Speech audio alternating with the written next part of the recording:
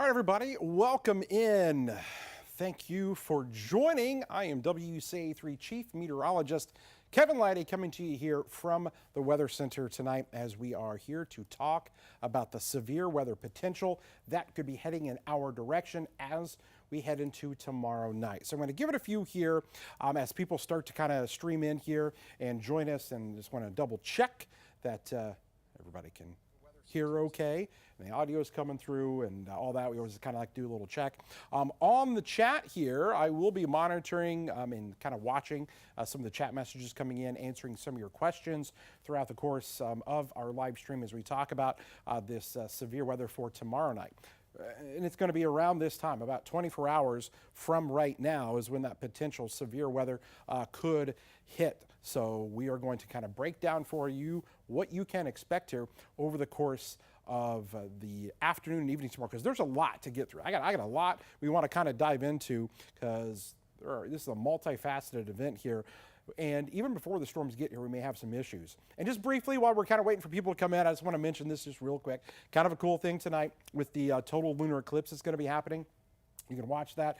The moon is going to turn a blood red. Boy, I tell you, that would usually be like, back in the olden days, and that might have been a sign of ominous things, the moon turning a red color. But again, it is a total lunar eclipse that is happening out there tonight. It's not going to be until 2 a.m. when it's right there at its kind of peak there at a maximum eclipse, but something to check out. Okay, let's get to the reason why many of you here, and it is that potential for severe weather. Okay, and so let's kind of talk about that and how the winds could be a little bit of an issue for tomorrow. First off, what you're looking at there is essentially the fire weather watch that has been issued, okay? And this is for tomorrow, as winds are expected to be really strong. So if you've lived here in central Illinois, you know that there is, over the last year or so, we've had a few of these dust storms, okay? And some of them led to some, really bad things that have happened, accidents and whatnot.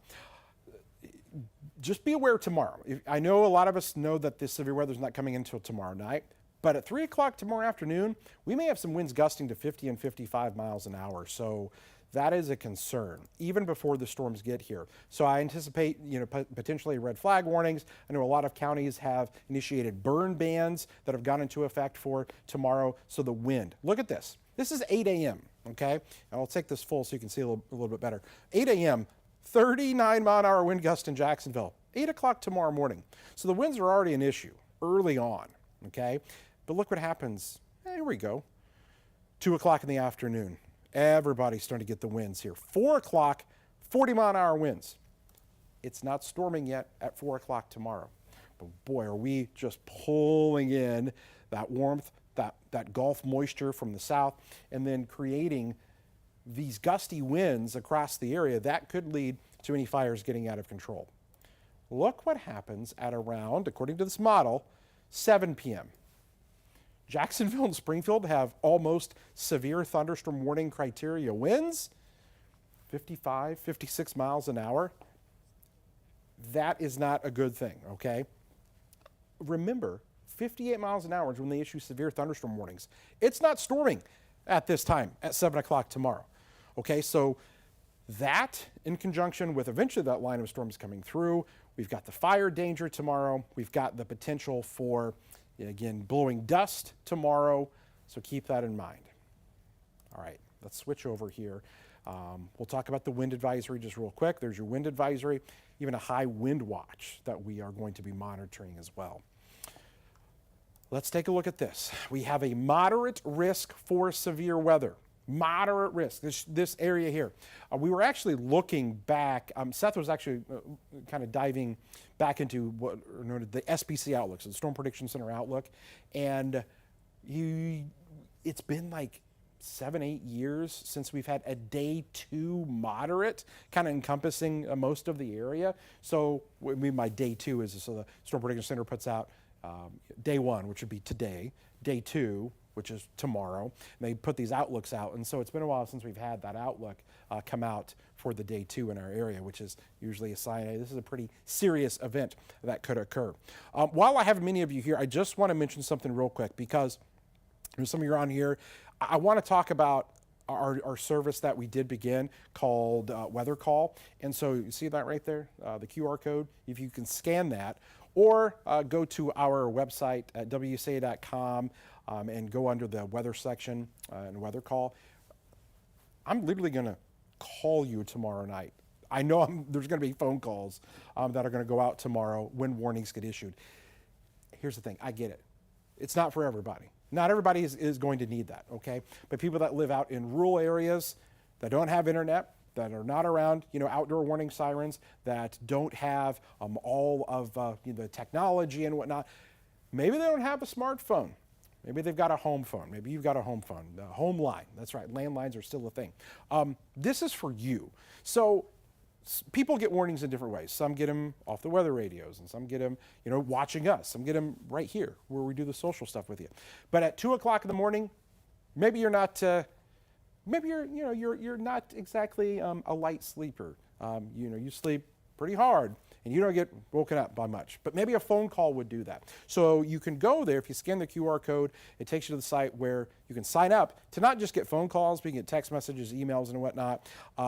A nominal fee, it's like pennies a day, and it's just another way to do it. Not everybody's going to do it, and I understand that, and that's fine. But if you need to, go sign up for Weather Call so you'll be ready for tomorrow night, okay? I'm going to leave that up on the screen on that QR code that you can scan there just in case. Okay. Now let's talk about the potential for this severe weather threat tomorrow night and the timing of this. And I'm going to break this down for you. Okay, this is a loose kind of map here, or I should say a potentially ever-changing map, an adjustable map, okay?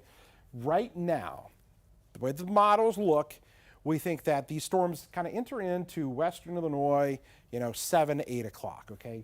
They start to hit our counties here, out to the west, Morgan County, okay, get into Cass, Menard, Sangamon County, between 8 and 11 o'clock, that initial line. And I'll take this larger so you can kind of see it. But that is that initial line that's going to be coming across, okay? And so you get to I-55, you get over to Springfield and Lincoln, 9 p.m., midnight, somewhere in that time frame. But let me stress this to you as well. There is a good chance that this could shift a little bit. Maybe it comes in a little quicker. Sometimes these things come in a little quicker, and we don't really, realize that until 2 or 3 hours before, and we see the line forming out into Oklahoma or out into parts of Missouri. Okay, and then we have to adjust this. But this at least gives you a general idea. It's tomorrow night that this is going to be rolling through, and potentially while many of you are asleep. So here we go. I'll take it full again. There you go. 10 p.m. to 1 a.m. We think they're, getting through Champaign. Might be closer to midnight. Okay, it could be anywhere in that time frame. And then, you're talking closer to midnight there towards the state line and into Indiana there, 2 a.m. So that is what we're looking at as of right now for some of the timing. Okay? So, and again, and I'm looking at some of your questions here. Looking at some of your guys' questions here in regards to the severe weather potential. And again, let me, some of you are saying, your audio is a little bit low here. So I just want to adjust a few things just in case that you guys are having some, can you guys all hear okay? And by the way, it looks like the Illini are going to win. I'll go over and adjust some of the audio here if you guys can't hear me all that well and bring it up a little bit. Just let me know if you're having an issue there. So I saw a question they were talking about, why do you guys have to charge for this? So this is actually, it's a third party that we've partnered with. And so there's a cost to basically the servers that we don't own. And so we partner with them.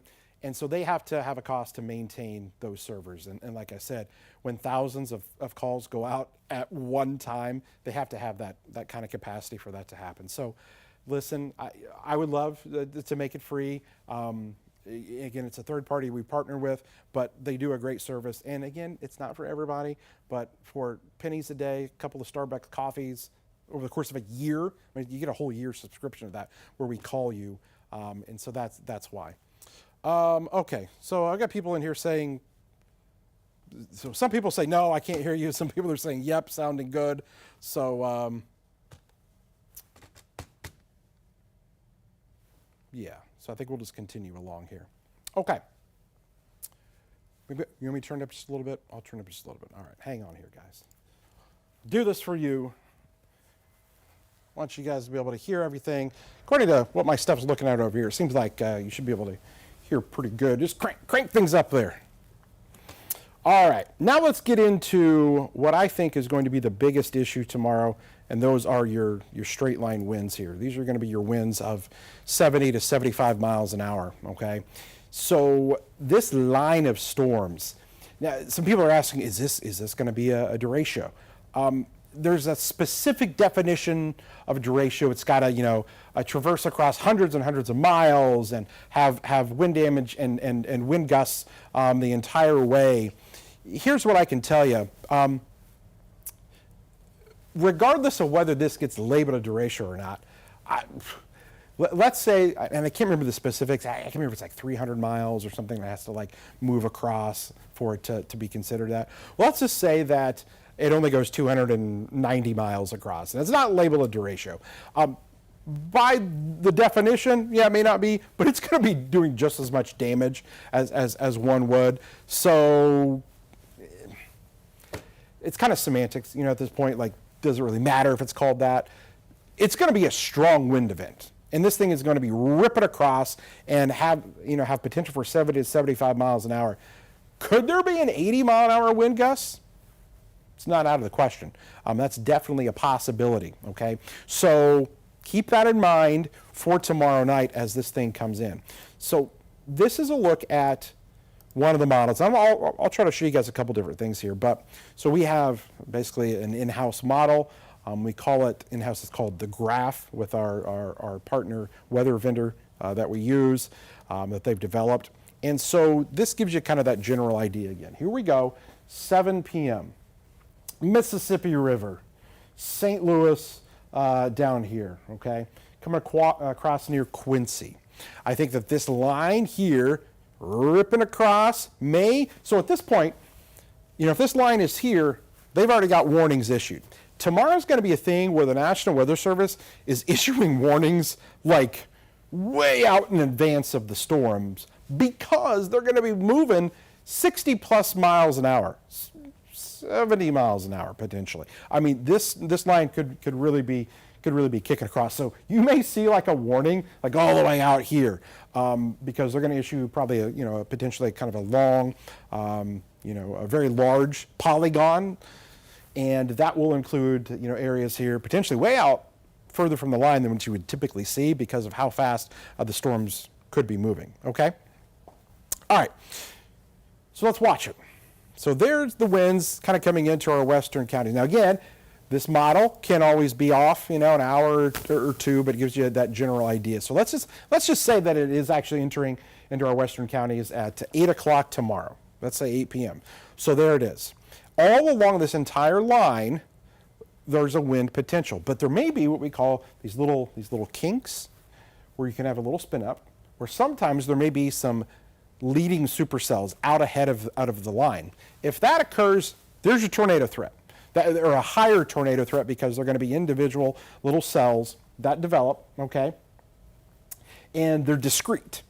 They're kind of on their own. They're able to tap into all of the dynamics and all the things that are needed for tornadic development sometimes. And they're in a better environment than sometimes along that squall line. So those discrete cells by themselves can sometimes lead to a bigger issue, a bigger threat that occurs, okay? So here's the line now at 9:30, heading into Springfield. Look at this right here. See this little, okay? It's subtle, okay, but you've got that there. Then look at this guy out here, kind of ahead, maybe just a little bit ahead of the line, trying to develop.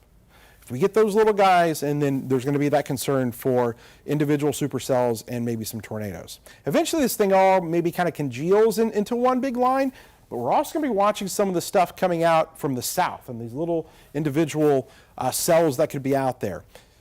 And again, anywhere along this line, you may have those 70, 75 mile an hour winds. You may have some hail with this line as well.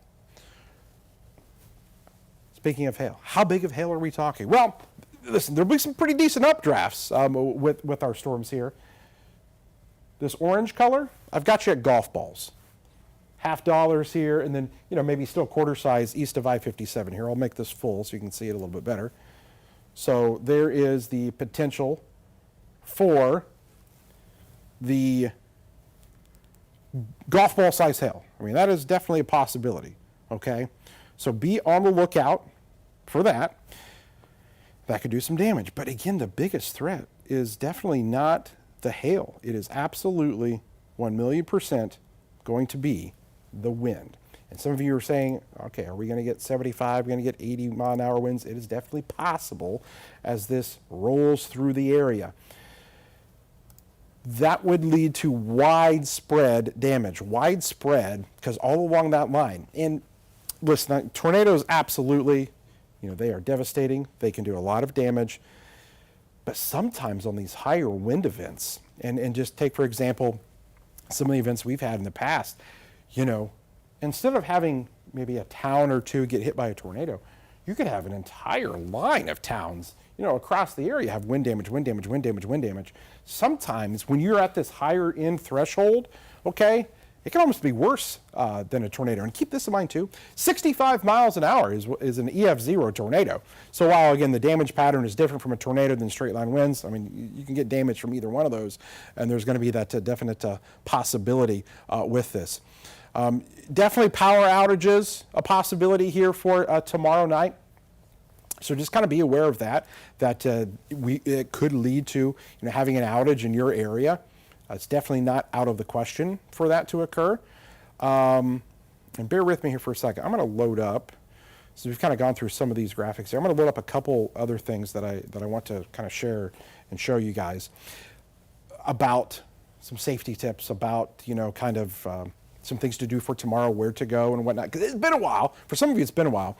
And while we're at it here, don't forget again if you want to sign up for a weather call, that's right there. You can scan the QR code and sign up for that service, which is going to get you, all kinds of great stuff when it comes to getting warnings. We will literally call you. And also, if you want to watch the live stream on our weather app, you can download our weather app there. You can scan the QR code there. That QR code takes you to our weather app. And that is going to get you, if you have not got that downloaded yet, if you want to just have multiple ways to get our live stream, because tomorrow night we will be doing the live streams. Seth will be in here with us, maybe even Adam here. It's kind of late for him. So we'll see. But Jacob's going to be on the storm tracker. So we've got everything covered. We got a lot of different ways to get information to you. So again, sign up for weather call there. You can scan the QR code to get that here today. Let's talk about, if you are in a tornado warning tomorrow night, and best places to go. So I get these questions a lot. There may be some specific ones, and I'm gonna go ahead and pull up the chat over here just in case there are a couple more questions that kind of come in. But from a tornado safety standpoint, where should you shelter? And I've got the worst, I've got bad, I've got great, and I've got best. So cars, mobile homes, under a highway overpass, that is the worst case scenario. You don't want to do that. You need to get out of mobile homes, cars and whatnot. Don't get into the overpass. Don't stop underneath those. Bad, large open rooms, okay, near an outside wall or manufactured housing, not a good option there. So some of the better ones. So a great option is an interior room. Best thing is center part of your house, lowest level, bathroom with no windows, sometimes even a closet there, okay? But the best thing, obviously tornado shelter, safe room. I know a lot of people don't have those around here, but if you have a basement, that's also good. Lowest level, that is kind of the key thing, is the lowest level of your home. And the way to kind of look at that here in another perspective is kind of taking a look at a blueprint kind of the house here, kind of the cross section of it. So we take your house here, and here it is. You got the tornado bearing down on you, and what you want to do is get in the middle, okay? So sometimes that is a hallway, okay, or a closet underneath the stairs, but stay away from these kind of outside walls, okay? Not good over here, in this bedroom, not good over here in the kitchen where you've got windows and whatnot. Obviously, the best thing is going to be, if you can, get underground if you have a basement, but not everybody has the basement there. But I get this question a lot because we've got a lot of students, obviously, that live here, go to the U of I, or maybe, down at Eastern. I live in an apartment, okay, or I live, one of the high rises over there on campus. You want to go to the lowest floor, and I'm gonna make this full so you can kind of see it a little bit better. But to the lowest floor, moving inward. So basically, the key thing is you want to put as many walls between you and the outside as possible. The lowest floor is the best. Sometimes there's like a laundry room or something down there. It can be a good thing to protect your head. Use a blanket, pillows, helmet to kind of cover your head and shield you from that debris that could go flying. So apartments, that's the thing, and there's a lot of people that have that. Okay, so just a couple little safety tips there for you guys. We're going to be watching the potential for hail, and again, those hail sizes tomorrow probably could be in that golf ball range. Okay, so it could be as big as golf balls. So something that we're going to be monitoring as the storms roll through later tomorrow as well. Just quickly here on our impacts when it comes to the risk categories, we're up to that moderate. Keep in mind that's a 4 out of 5. That's up there. Okay, widespread, severe, several intense storms, continuous, long-lived as well. And so I think the reason that they issued the moderate is because I think there's going to be a lot of wind damage reports, and that could lead to several issues out there. So kind of keep that in mind as those storms start to come in. So again, just kind of a breakdown of what to expect here for tomorrow. I will answer a couple of questions here. Eli looks like he's asking, hey, what about a high risk possibility, a high risk for severe weather? It's possible. I mean, I'm not going to rule it out. But I kind of go back to the whole thing. Is it going to be a derecho or not? Is it going to be moderate or high? Our messaging essentially is going to be the same, no matter how this thing kind of plays out. It's an event to take seriously because the storms don't care if there's a moderate or a high out. They're going to have an impact, and they're going to bring it no matter what a meteorologist issues in a forecast outlook. The parameters are there for very strong winds. The parameters are there for some tornadoes. Some of those could be strong. I will say this, there may be a better chance for that to the south. And I think that the severe weather threat on Saturday, not here in central Illinois, but I'll briefly mention this because there are a lot of people that are traveling and kind of going out and about and whatnot. There is a severe weather threat coming up here for Saturday down south into Mississippi and Alabama. So this is for tomorrow. And I'm just going to on the fly kind of adjust our graphic here. And I'm going to switch this over to day 3. And so that is for Saturday in the south. So Mississippi, Alabama, they're in the moderate. I think they have a better chance of maybe getting a high risk coming up on Saturday. There's probably a decent chance of that. So that is an area of big concern to our south. Nothing here in central Illinois, but if you've got friends or family that are down there, that could be a dangerous day. And some of those storms could happen in the morning, and that kind of rivals what happened back in 2011 down there. They had storms early in the morning, I believe, and so something to watch out for. So again, that is to our south, and that is on Saturday. I know it says Friday there. I didn't get a chance to change that, but that is Saturday down in Mississippi and in Alabama. But our concern here locally, again, is for tomorrow night. It is for after 8 o'clock. It is as that line of storms will come roaring across. Let me see. I'm just going to glance at something, see if this model, I'm not sure if this model picks up on it. I'm looking at this on the fly with you guys. Okay, so this is what's called the H-trip model, the HRRR model. Okay, and so it essentially also is kind of bringing stuff, but it's like bringing in stuff in later. So it's got stuff coming in maybe at 9 o'clock out here, and then kind of coming across, not until, almost midnight, closer to, Champaign 1 o'clock or so. And it's almost like there's two things happening here. You're getting the squall line trying to develop. And so we're looking at kind of the trends. But look at these little guys that are trying to pop up out ahead. those would be, sometimes a concern, especially if they kind of stay individualized, or these little cells here stay a little bit more of a bowing segment or a little line segment there and aren't one big line. So that's the million-dollar question always with these setups. Will you get these little cells that can kind of get going ahead of the line, or does this congeal into one line really quick?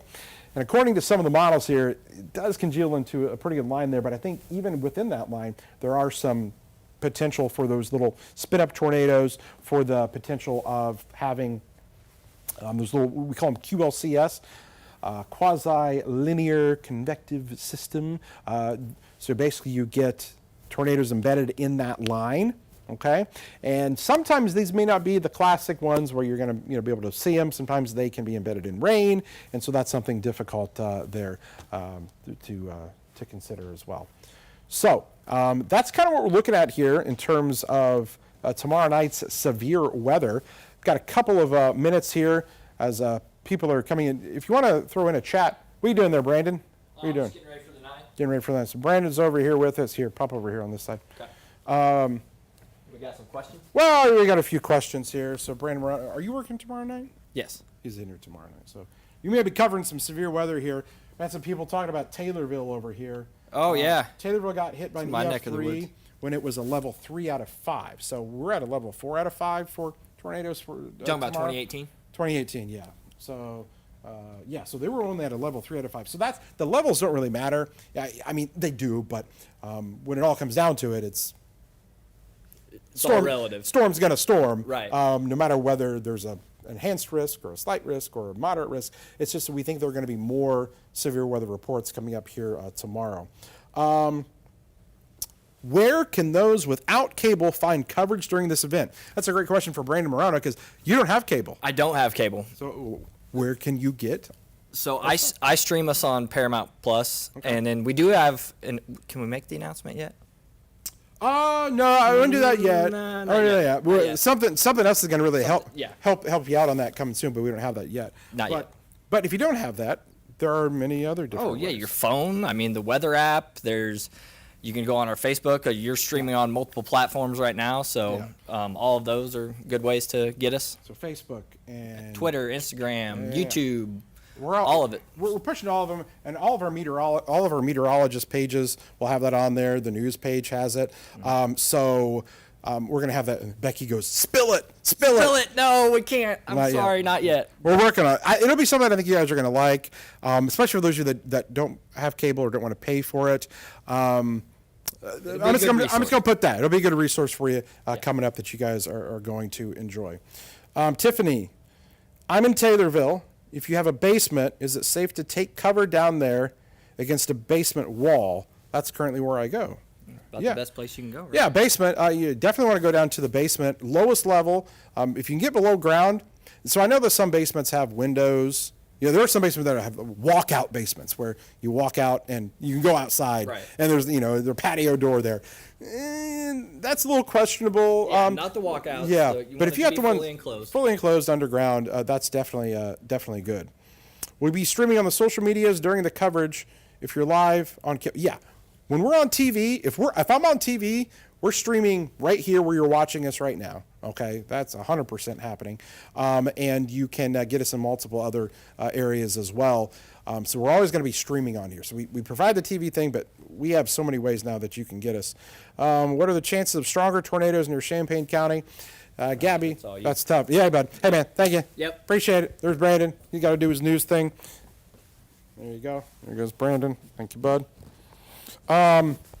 So the thing is, and let me just come back over here, show one of the models here.